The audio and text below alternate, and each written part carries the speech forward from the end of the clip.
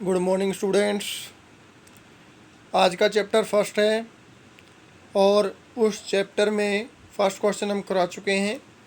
तो उसका second question देखिए 1.1 का। इसके अंदर क्या है, दिखाइए कि कोई भी धनात्मक विषम पूर्णांक 6q+1, 6q+3 और 6q+5 के रूप जैसा होता है जहाँ पर q कोई पूर्णांक है। ठीक है, आपको ये प्रूव करके लाना है। तो देखिए इसको, इस तरह के क्वेश्चन को आपको किस तरह से सॉल्व करना है। यहाँ पर हल शुरू होता है उसका, माना ए कोई धनात्मक विषम पूर्णांक है। कह रहा था ना कोई धनात्मक पूर्णांक विषम है, तो हमने मान लिया ए है। माना ए कोई धनात्मक विषम पूर्णांक है तथा बी बराबर 6 है। ठीक है, यहाँ पर जो होता है उसको हम बी मानते हैं। यहाँ पर लिख रहा था 6q+1, 6q+3, 6q+5। तो यहाँ q से पहले जो होता है वो होता है b, तो हमने मान लिया यहाँ पर b तथा b बराबर 6। अतः यूक्लिड प्रक्रिया से क्या होगा, यूक्लिड प्रक्रिया से a बराबर bq+r, a बराबर bq+r है। ठीक है, यूक्लिड प्रक्रिया क्या होती है, a बराबर bq+r। तो इसमें लगा देंगे उसको, तो इसलिए क्या होगा, इसलिए a बराबर 6q+r। b की जगह देखो, मैंने यहाँ b की जगह क्या रख दिया 6, क्योंकि मैंने अभी बताया था b की जगह क्या रखना आपको 6। तो a बराबर bq+r किसी पूर्णांक के लिए q ग्रेटर देन और इक्वल टू 0 है।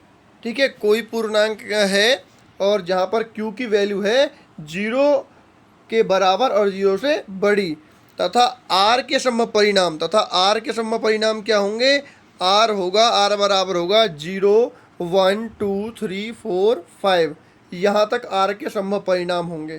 क्योंकि r की वैल्यू बिलोंग करती है 0 से b के बीच में, तो 0 के बराबर हो सकती है, 0 से बड़ी हो सकती है, लेकिन लेस देन होगी b से। ठीक है, तो b कितना है यहाँ पर हमारे पास 6 है, तो 6 से छोटी संभव परिणाम कौन से होंगे 0 से 5 तक होंगे। ठीक है, क्योंकि b तो 6 है, तो हमारा r जो होगा r, ठीक है, वो कहाँ पर बिलोंग करेगा 0 से 6 में। ठीक है, तो 0, 1, 2, 3, 4, 5 इतना आपका संभव परिणाम बनता है। उसके बाद फिर आगे क्या करना होगा, अतः a बराबर 6q। तो a क्या बन सकता है, अगर r की वैल्यू 0 हो तो क्या बनेगा 6q रह जाएगा। अगर r की वैल्यू 1 रखें, यहाँ पर r की वैल्यू यहाँ 1 रखी जाए तो क्या बन जाएगा 6q+1। r की वैल्यू यहाँ पर 2 रखी जाए तो 6q+2, r की वैल्यू 3 रखी जाए तो 6q+3, r की वैल्यू 4 रखी जाए तो 6q+4, और r की वैल्यू 5 रखी जाए तो 6q+5 हो सकता है। ये समझ में आया आपको।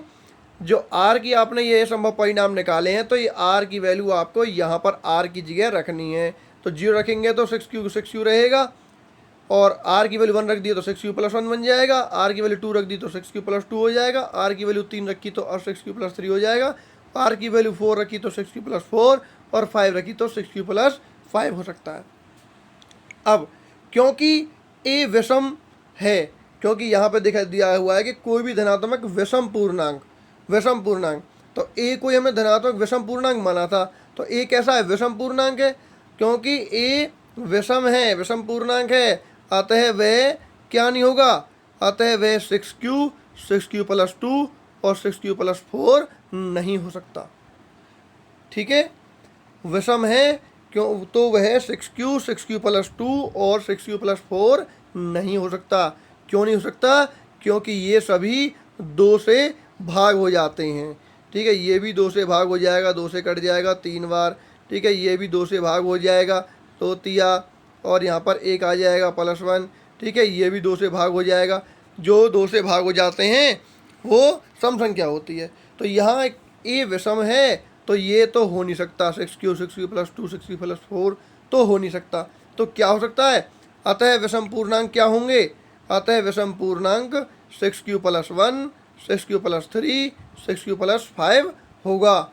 ठीक है, यही होगा, क्योंकि देखो हमने 6q नहीं लिया, 6q+2 छोड़ दिया और 6q+4 ये सब नहीं हो सकते, तो रह क्या गया 6q+1 रह गया, 6q+3 रह गया और 6q+5 रह गया। तो यही इसका आंसर है।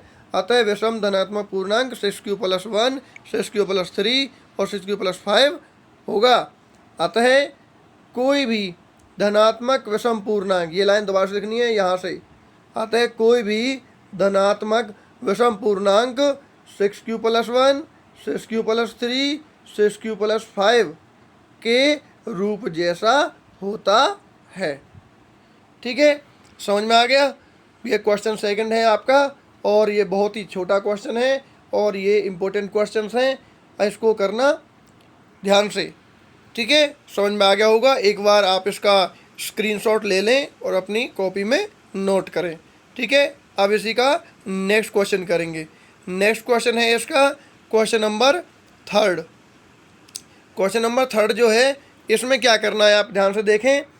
इसमें दिया हुआ है किसी परेड में 616 सदस्यों वाली एक सेना की टुकड़ी को 32 सदस्यों, परेड में कुल कितने सदस्य हैं 616, उसमें एक टुकड़ी में 32 सदस्य जो हैं, ठीक है, 32 सदस्यों वाली एक आर्मी के बैंड के पीछे मार्च करना है, परेड करनी है। तो दोनों ही समूहों को समान संख्या वाले स्तंभों में मार्च करना है। तो इन स्तंभों की अधिकतम संख्या क्या होगी जिसमें वो मार्च कर सकते हैं। अधिकतम संख्या क्या होगी, जब भी बात आ जाती है अधिकतम संख्या की, हम क्या निकालते हैं, HCF निकालते हैं, महत्तम समावर्तक निकालते हैं आपका। ठीक है जी, वो निकालेंगे। तो इसको सॉल्व करने के लिए हम क्या करेंगे, सेना की टुकड़ी में सदस्यों की संख्या कितनी है 616, आर्मी बैंड में सदस्यों की संख्या कितनी है 32, ये रहे सदस्यों की संख्या आर्मी बैंड के पीछे जो हैं वो कितने हैं हमारे पास 32, और कुल सदस्य कितने हैं 616, वो हमने लिख दिया यहाँ पर। अब स्तंभों की अधिकतम संख्या ज्ञात करने के लिए हम 616 और 32 का HCF ज्ञात करेंगे, वो भी यूक्लिड प्रक्रिया से। ठीक है, स्तंभों की अधिकतम संख्या ज्ञात करने के लिए हम 616 और 32 का HCF ज्ञात करेंगे, वो भी यूक्लिड प्रक्रिया से। तो देखिए यूक्लिड प्रक्रिया क्या है, यूक्लिड प्रक्रिया होती है A = BQ+R। ठीक है, तो हम भाग करेंगे यहाँ पे, क्योंकि 32 लेस देन है 616 से, 32 छोटा है 616 से, तो हम क्या करेंगे 616 को भाग करेंगे 32 से। ठीक है, 32 से भाग किया हमने इसको, तो 32 से कम 32, ठीक है, 61 में से 32 घटा दिया। ठीक है भाई, 32 से कम 32 हो गया हमारे पास यहाँ पर, और तो ये घटाने के बाद आया आपका आंसर 29। ठीक है, और ऊपर से 6 उतार लिया, 296 हो गया। तो 32 गुना 9, 32 नम्मा 288, तो 296 से 288 घटाया तो यहाँ पे आ गया, घटाने के बाद 8, 16 में से 8 गई तो 8, बाकी 0 हो गई। अब उसके बाद क्या करेंगे, अब जहाँ पर हमने क्या देखा, शेषफल 0 नहीं आया, शेषफल 0 नहीं आया तो क्या करेंगे, हम दोबारा से भाग करेंगे, चरण सेकंड पे आ गए। समझ में आ रहा है ना, पहले क्वेश्चन करा चुका हूँ आपको, क्वेश्चन नंबर 1 इसी से ही, कि जिसमें हमें HCF निकालना था दो संख्याओं का, तो वही शुरू हो गया दोबारा से।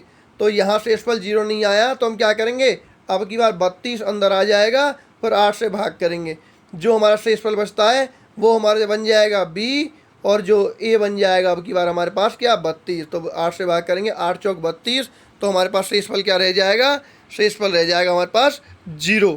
ठीक है भाई, शेषफल हमारे पास यहाँ पर 0 रह गया है। अब शेषफल 0 रह गया तो 8 से भाग करने पर शेषफल 0 आया। इसका क्या मतलब है, इसका मतलब ये है जो हमारा भाजक हमारे पास है वो 8 है, और 8 ही इसका HCF कहलाएगा। क्योंकि मैंने आपको बता दिया कि जिस टाइम आपका R = 0 आ जाए, रिमाइंडर 0 आ जाए, शेषफल 0 आ जाए, तो हमारा B क्या कहलाता है, HCF कहलाता है। तो B क्या है यहाँ पर 8 है, भाजक ही हमारा शेषफल कहलाता है। तो इसको यूक्लिड प्रक्रिया से कैसे लिखेंगे, तो आप वो देखिए।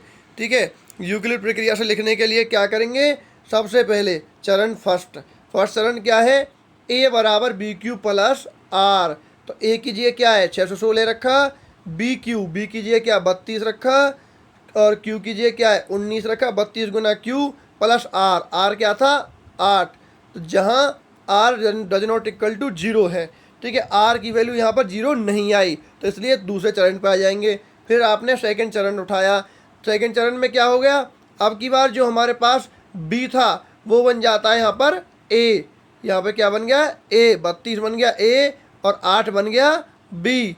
ठीक है, और क्यू बन गया 4। तो यहाँ पे लगा देंगे ए बराबर बी क्यू प्लस आर। 32 को क्या लिखा हमने ए प्लस बी क्यू, बी कीजिए क्या है 8, क्यू कीजिए क्या है 4, और प्लस आर, रिमाइंडर क्या है 0। ठीक है, ये लिख दिया हमने 32 बराबर 8 गुना 4 प्लस 0। तो यहाँ पर क्या है आर बराबर 0 है। तो आर बराबर 0 आ गया, तो इस प्रक्रिया को हम यहीं रोक देंगे। अतः इस प्रक्रिया को हम यहीं रोक देंगे। यहाँ पर शेषफल 0 है, क्योंकि यहाँ पर शेषफल 0 है, और भाजक 8 है। भाजक क्या है 8, क्योंकि 8 से भाग करने पर ही शेषफल 0 आया है। ठीक है, तो 616 और 32 का HCF 8 है। 616 और 32 का HCF क्या कहलाएगा, इन दोनों का 8, क्योंकि 8 से भाग करने पर ही शेषफल 0 आया हमारा। ठीक है, तो जिससे भाग करने पर शेषफल 0 आता है वही हमारा HCF होता है। ये हमने क्वेश्चन नंबर फर्स्ट में बता दिया है पहले ही, एक बार मैंने फिर से आपको बता दिया है। तो अतः स्तंभों की अधिकतम संख्या क्या बनेगी 8। ठीक है, जो हमारा अभी HCF निकल के आया है वही इसकी अधिकतम संख्या होगी, क्योंकि मैंने अभी बताया था अधिकतम संख्या के लिए हम क्या निकालते हैं HCF हमने निकाला, और HCF क्या था 8, तो अधिकतम संख्या जो बनेगी वो बनेगी 8। तो बहुत ही छोटा क्वेश्चन है, एक बार इस क्वेश्चन का आप स्क्रीनशॉट ले लें और उसके बाद अपनी फेयर कॉपी में नोट कर लें समझ कर इसको। ठीक है, बहुत ही छोटा क्वेश्चन है और इम्पोर्टेंट क्वेश्चन है, आ जाता है कई बार। अब देखिए इसका नेक्स्ट क्वेश्चन करते हैं, question number fourth. Question number fourth के बारे में जानेंगे। यूक्लिड विभाजन प्रमेयिका का प्रयोग करके, यूक्लिड विभाजन प्रमेयिका का प्रयोग करके यह दिखाइए कि किसी भी धनात्मक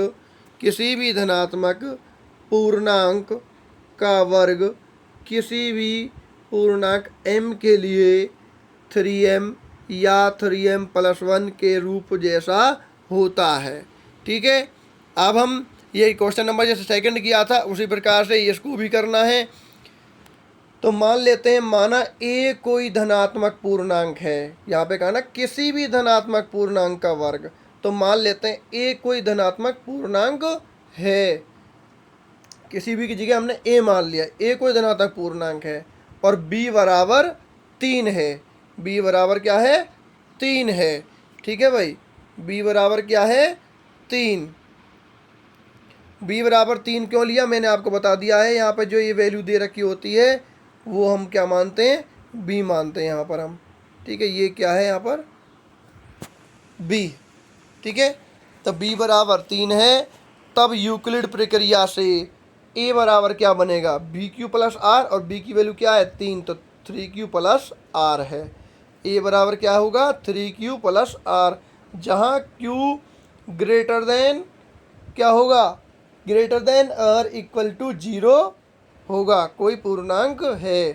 ठीक है, q की वैल्यू क्या है 0 के बराबर और 0 से बड़ी। और अब यहाँ पे क्या करेंगे, r की वैल्यू क्या होगी, तथा r 0, 1 और 2 है। ठीक है भाई, r का संभव परिणाम क्या बनेंगे 0, 1 और 2। ठीक है, 0, 1, 2 क्यों बनेगा, क्योंकि r की वैल्यू 0 से 3 के बीच में लाई करेगी। 0 से 3 के बीच में 0 हो सकता है, 1 हो सकता है और 2 हो सकता है। तो 3 से छोटे में क्या हो गया 0, 1 और 2, यही बनेंगे। तो r की वैल्यू बिलोंग करती है कहाँ पर 0 के बराबर, 0 से बड़ी लेकिन लेस देन 3। ठीक है, तो इसलिए इस r के संभव परिणाम यही बनेंगे 3, क्योंकि b कितना है हमारे पास 3, तो b की वैल्यू हमारे पास ने हम रख दी यहाँ पे 3। ठीक है, क्योंकि ये क्या होता है, ये कंडीशन क्या होती है 0 less than equal to B होता है आर की वैल्यू, और बी कितना है हमारे पास 3 है, ठीक है। तो लेस देन आर की वैल्यू कहाँ पर होगी 0, ठीक है, 0 के बराबर होगी, 0 से बड़ी होगी, लेकिन लेस देन होगी किससे 3 से। तो हमारे पास संभव परिणाम बनते हैं 0, 1 और 2, ठीक है। अब आगे बढ़ेंगे, तो अगर इस प्रकार रहेगा तो हम क्या क्या कर सकते हैं, तो ए क्या बनेगा, ए बनेगा 3q, ठीक है। अगर आर की वैल्यू यहाँ पर मैं 0 रख दूँ, 3q plus 0, 3q plus are था, तो आर की वैल्यू मैं 0 रख दूँ तो क्या सिर्फ 3q ही रह जाएगा, 3q प्लस 0 का क्या मतलब 3q ही तो रहेगा। तो पहली कंडीशन में क्या बनेगा 3q। उसके बाद दूसरी कंडीशन, अगर आर की वैल्यू 1 रखी जाए, यहाँ पर आर की वैल्यू 1 रखी जाए तो बन जाएगा 3q प्लस 1, ठीक है भाई। 3q प्लस आर है ये, तो अगर मैं आर की वैल्यू 1 रख दूँ तो क्या बन जाएगा 3q प्लस 1, और आर की वैल्यू 2 रख दूँ तो बन जाएगा 3q प्लस 2, ठीक है। 3q प्लस जो आर है, आर की वैल्यू हम 2 रख दें यहाँ पर, तो क्या बन जाएगा 3q प्लस 2, ठीक है। तो अतः ए बराबर 3q प्लस 2 और 3q प्लस 1 और 3q प्लस 2 हो सकता है, 3q प्लस 1 और 3q प्लस 2 हो सकता है। अब हो सकता है, तो अब अगला काम क्या होगा, यहाँ पर क्या कहा गया है कि किसी धनात्मक का धनात्मक पूर्णांक का वर्ग करने के लिए कहा है। तो हम क्या करेंगे, अब ये 3 कंडीशन बने हैं, 3 केस बने हमारे पास, एक पहला ये रहा, दूसरा ये रहा, तीसरा ये रहा। तो 3 बार इनका वर्ग करके बताएंगे, ठीक है। तो पहली कंडीशन में क्या है, फर्स्ट केस में ए बराबर 3q, ए बराबर 3q है, तो दोनों तरफ वर्ग करने पर, क्योंकि हमें क्या करना है वर्ग, तो वर्ग करेंगे दोनों तरफ, तो ए का वर्ग करेंगे तो ए स्क्वायर हो गया, 3q का वर्ग कर दिया भाई, तो ए का वर्ग तो ए का वर्ग ही रहेगा, और 3q का वर्ग करा तो हमने क्या बन गया 3 का स्क्वायर कर दिया, तो क्या बन गया भाई 3 का वर्ग गया 9, 3 का स्क्वायर होता है 9, 3 दूनी 6 मत कर देना, 3 गुना 3 मतलब 9, 3 का स्क्वायर का मतलब होता है भाई 3 गुना 3 मतलब 9, ठीक है। तो 9 क्यू स्क्वायर हो गया। लेकिन हम क्या करेंगे, हम यहाँ पर 3 कॉमन ले लेते हैं, 9 क्यू स्क्वायर आया तो मैंने 3 कॉमन ले लिया, 9 क्यू स्क्वायर में से मैंने 3 कॉमन ले लिया, क्योंकि 9 का क्या मतलब 3 गुना 3 क्यू स्क्वायर होता है, तो मैंने 3 बाहर ले लिया, तो क्या रह गया 3q स्क्वायर रह गया। और 3q स्क्वायर की जगह मैंने क्या मान लिया m मान लिया, जहाँ 3q स्क्वायर बराबर m है तो मैंने इस q स्क्वायर की जगह क्या लिख दिया m, तो ये बन गया a स्क्वायर बराबर 3m। पहला केस तो यहाँ पे ख़त्म हो गया, ठीक है। फिर दूसरा केस है हमारे पास, सेकंड केस ये वाला ले लिया, a बराबर 3q प्लस 1, फिर मैंने दोनों तरफ वर्ग कर दिया, दोनों तरफ वर्ग करने पर दोनों तरफ वर्ग कर दिया भाई, यहाँ पर इसका वर्ग कर गया ए का स्क्वायर हो गया, और इस वाले का वर्ग किया 3q प्लस 1 का होल स्क्वायर कर दिया पूरे का वर्ग। अब क्या कैसे करेंगे, ए का स्क्वायर तो ए का स्क्वायर ही रहेगा। अब ये क्या बन गया ए प्लस बी का होल स्क्वायर बन रहा है, ये क्या बन रहा है भाई 3q प्लस 1 का होल स्क्वायर बन रहा है, ए प्लस बी का स्क्वायर बन रहा है। और ये इसका फॉर्मूला क्या होता है भाई A square plus B square plus 2ab, तो ये फॉर्मूला हम लगा देंगे यहाँ पर, ठीक है भाई। तो ए कीजिए क्या है यहाँ पर 3q, तो 3q का स्क्वायर, बी कीजिए क्या है यहाँ पर 1, तो 1 का स्क्वायर प्लस 2ab कर दिया, 2ab 2 और 3q की गुना करी 6q और गुना 1, तो यहाँ 6q ही रह गया सर, ठीक है। तो आगे सॉल्व करेंगे तो 3q का स्क्वायर करेंगे तो क्या आएगा भाई 9q, एक का स्क्वायर करेंगे एक ही रहेगा प्लस 6q, ठीक है। अब क्या करेंगे, जो 9q स्क्वायर और 6q को एक साथ लिख दिया, इसको और इसको हमने एक साथ एक ब्रैकेट में लिख दिया और 1 को पीछे लिख दिया, ठीक है। अब क्या करेंगे, अब इनमें से हमने 3 कॉमन ले लिया, इनमें इस ब्रैकेट में से 3 कॉमन ले लिया, 3 कॉमन ले लेंगे तो क्या हो जाएगा, 3 कॉमन लेने के बाद यह रह जाएगा अंदर ब्रैकेट में 3q स्क्वायर प्लस 2q, ठीक है, प्लस 1, जो 1 बाहर रह गया था वो बाहर ही रह गया, अंदर वाले में से 3 कॉमन लिया, ये रह गया 3q स्क्वायर प्लस 2q, 3 दूनी 6, 3 तिया 9, 3 दूनी 6, ठीक है। अब उसके बाद क्या है यहाँ पर ए स्क्वायर बराबर, अब ए स्क्वायर बराबर क्या हो गया 3q स्क्वायर प्लस 2q, ठीक है। इसकी जगह मैंने क्या मान लिया m मान लिया, जैसे मैंने यहाँ पे लिखा है ना ऐसे ही यहाँ पर भी आपको ब्रैकेट में लिखना है कि 3q² प्लस 2q बराबर क्या मान लिया मैंने, ठीक है। तो आप क्या को यहाँ लिखना है, यहाँ पर जहाँ 3q² प्लस 2q बराबर m है, क्या है, m है। तो मैंने 3q² प्लस 2q की जगह इसकी जगह क्या मान लिया, m, और प्लस 1 ये पीछे चल ही रहा है। तो a² बराबर 3q प्लस 1 आ गया दूसरी कंडीशन में, और पहली कंडीशन में a² बराबर 3m आ गया, ठीक है। तो एक बार इसका आप स्क्रीनशॉट ले लीजिए, और उसके बाद इसका जो अगला केस थर्ड है उस पर चल रहे हैं। अभी हमने 3q किया है, 3q प्लस 1, अब 3q प्लस 2 ये वाला और करेंगे केस थर्ड के अंदर, ठीक है। यहाँ पे देखिए केस थर्ड हो गया, तो a बराबर क्या है, 3q प्लस 2 था केस थर्ड आपका ये, ठीक है। दोनों तरफ वर्ग करने पर, वर्ग कर दिया दोनों तरफ हमने, ठीक है। 3q प्लस 2 का होल स्क्वायर वर्ग करने पर क्या हो जाएगा, a² तो a² ही रहेगा, तो 3, यहाँ पर भी a प्लस b का होल स्क्वायर लग रहा है, तो a का स्क्वायर मतलब 3q का स्क्वायर, b का स्क्वायर मतलब 2 का square, plus 2ab, 2ab, a क्या है 3q, b क्या है 2, ठीक है। 2ab हमने यहाँ पे लगा दिया, ठीक है। फिर क्या करेंगे, 3q² प्लस 2 का स्क्वायर क्या हो गया 4, और इनकी गुना करने के बाद क्या आ गया 12q, 3 दूनी 6 दूनी 12q, ठीक है। अगला स्टेप 3q का स्क्वायर खोल दिया हमने, क्या हो गया 9q² प्लस 4 प्लस 12q। अब जैसे हमने पहले क्वेश्चन में किया था सेम ये वही हम यहाँ पे करेंगे, ठीक है भाई।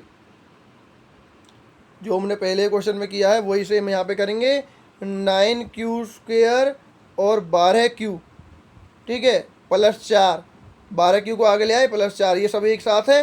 अब हमने क्या कर दिया यहाँ पे 9q² प्लस 12q, 4 को लिख दिया हमने किस में, 4 को लिख दिया हमने 3 प्लस 1, ठीक है भाई।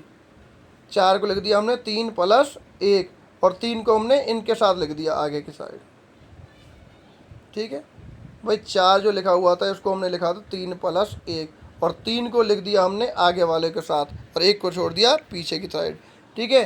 तो 9q² प्लस 12q, और ये 4 था, 4 में से 3 हमने यहाँ लिख दिया, एक ब्रैकेट में लिख दिया हम सबको, और 1 को पीछे छोड़ दिया।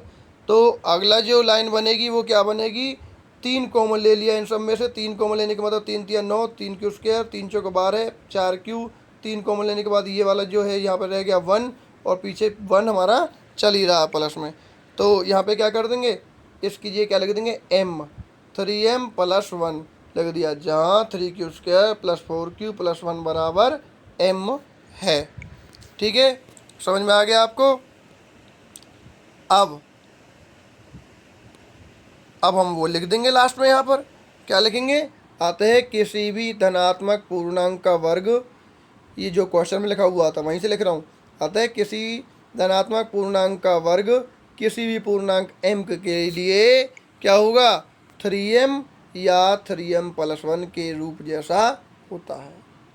अतः किसी धनात्मक पूर्णांक का वर्ग किसी भी पूर्णांक m के लिए 3m या 3m प्लस 1 के रूप जैसा होता है, ठीक है। तो इस क्वेश्चन के अंदर 3 केस बने हैं, इसका स्क्रीनशॉट ले लीजिए, क्वेश्चन आपका यहाँ पे ख़त्म होता है, ठीक है। और पहले 2 स्टेप आपके यहाँ पर हैं, केस फर्स्ट और केस सेकंड, ठीक है। अब अगला क्वेश्चन करेंगे, इसका लास्ट क्वेश्चन है एक्सरसाइज 1.1 का क्वेश्चन नंबर 5।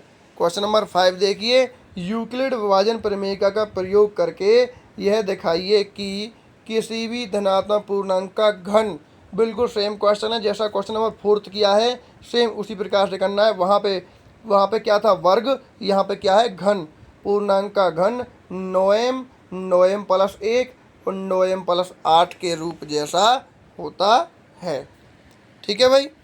तो वहाँ पर हमने क्या किया था वर्ग, यहाँ पे करेंगे घन, बिल्कुल सेम वैसी प्रकार से लिखेंगे, सेम टू सेम लिख रहा हूँ मैं। माना a कोई धनात्मक पूर्णांक है, b बराबर 3 है, यहाँ पे b का ध्यान रखना है बस इस क्वेश्चन में। वहाँ पर क्या करता है, यहाँ पे जो लिखा होता है हम उसी को b कर देते थे, लेकिन यहाँ पे क्या करना है आपको b बराबर 3 करना है, b बराबर 3 करना है। और b बराबर 3 हम क्यों कर रहे हैं ये आगे आपको पता चल जाएगा, देखना, ठीक है। तो a कोई धनात्मक पूर्णांक है, b बराबर 3 है, तब यूक्लिड प्रक्रिया से a बराबर 3q प्लस r है, a बराबर क्या बन जाएगा 3q प्लस r, ठीक है ना। ए बराबर 3Q प्लस आर क्यों बनेगा, क्योंकि बी क्यू, ए बराबर बी क्यू प्लस आर होता है और बी की वैल्यू क्या है 3, तो 3Q प्लस आर है। जहाँ Q ग्रेटर देन क्या होगा, ग्रेटर देन इक्वल टू 0 होगा। Q की वैल्यू क्या होगी, ग्रेटर देन इक्वल टू 0 होगी। कोई पूर्णांक है और R के संभव परिणाम, R के संभव परिणाम क्या होंगे, 0 1 2 हैं। R के संभव परिणाम 0 1 2 होंगे। क्यों होंगे R के संभव परिणाम 0 2, ठीक है, 0 1 2 क्यों होंगे, क्योंकि R की वैल्यू कहाँ बिलोंग करती है, 0 से और B के बीच में करती है। ठीक है, तो यहाँ पर R की वैल्यू क्या हो सकती है, 0 हो सकती है, 0 के बड़ी हो सकती है और लेस देन 3 होगी, क्योंकि B की वैल्यू क्या, B क्या है, लेस देन B होता है। B क्या है यहाँ पर 3, देखिए मैंने यहाँ पर लिख दिया है, यहाँ पे आपको 3 लिखना था, 0 less then R less than 3। ठीक है, तो यहाँ पर ये मैंने यहाँ पर B लिखा था, B की वैल्यू एक्चुअली क्या है, यहाँ पर 3 है, तो R की पॉसिबिलिटी क्या बनेगी, इस 3 से छोटी, 3 से छोटी का क्या मतलब होगा, 2 हो सकता है, 1 हो सकता है और 0 हो सकता है, क्योंकि यहाँ पे कंडीशन ये रही, 0 के बराबर हो सकती है, 0 से बड़ी हो सकती है, 0 से बड़ी का मतलब 1 हो गई, 2 हो गई, लेकिन लेस देन 3 है, इसका मतलब 0 1 और 2। ठीक है, यहाँ पे R के समान परिणाम हो गए 0 1 2 हैं, क्योंकि R की पॉसिबिलिटी ये वाली है। तो क्या कैसे कैसे हो सकता है, तो A बराबर क्या हो सकता है, A बराबर 3Q प्लस आर, ये रहा 3Q प्लस आर में हमने 0 लगा दिया, R की वैल्यू मैंने 0 रख दी, तो क्या बन गया सिर्फ Q 3Q। A की वैल्यू 3Q हो सकती है, R की वैल्यू अगर 1 रख दें तो A बराबर 3Q प्लस 1 हो सकता है, और R की वैल्यू 2 रख दें तो A बराबर 3Q प्लस 2 हो सकता है। तो R, ठीक है, तो A बराबर क्या हो सकता है हमारे पास 3Q प्लस 1 3Q प्लस 2 हो सकता है। तो इसके भी आपके 3 चरण हो गए, 3Q प्लस 1 और 3Q प्लस 2। ठीक है, तो सोल्व करेंगे इसे अब। तो A बराबर पहला चरण जो है केस फर्स्ट, ठीक है, फर्स्ट केस में क्या है, A बराबर 3Q है, तो दोनों तरफ घन करने पर, दोनों तरफ घन करने पर, पिछले में क्या किया था, वर्ग करने पर, यहाँ घन करेंगे, A का क्यूब, यहाँ 3Q का क्यूब कर दिया, A का क्यूब रहेगा, और यहाँ पर क्या हो जाएगा, 3Q का क्यूब करेंगे तो 27Q का क्यूब हो जाएगा। ठीक है, 3 का क्यूब क्या मतलब 3 गुना 3 गुना 3, 3 तिया 9 तिया 27, ठीक है, 27 हो गया, 27Q का क्यूब हो गया।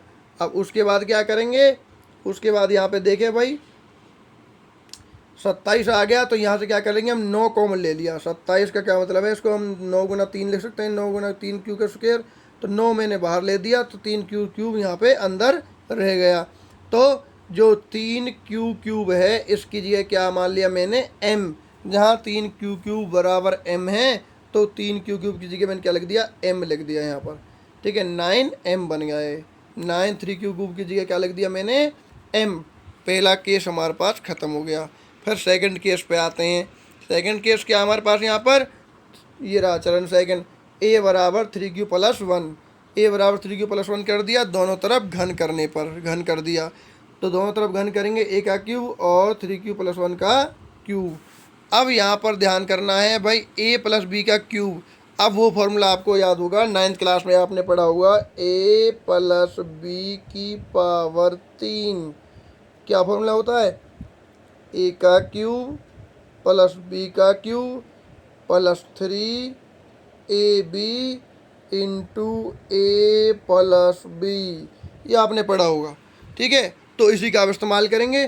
A प्लस B का क्यूब क्या हो जाएगा, A का क्यूब क्या है यहाँ पर 3Q क्यूब, B का क्यूब मतलब 1 का cube plus 3AB 3AB, A क्या है 3Q, B क्या है 1 इंटू A प्लस B, ये रहा A plus B 3Q plus 1।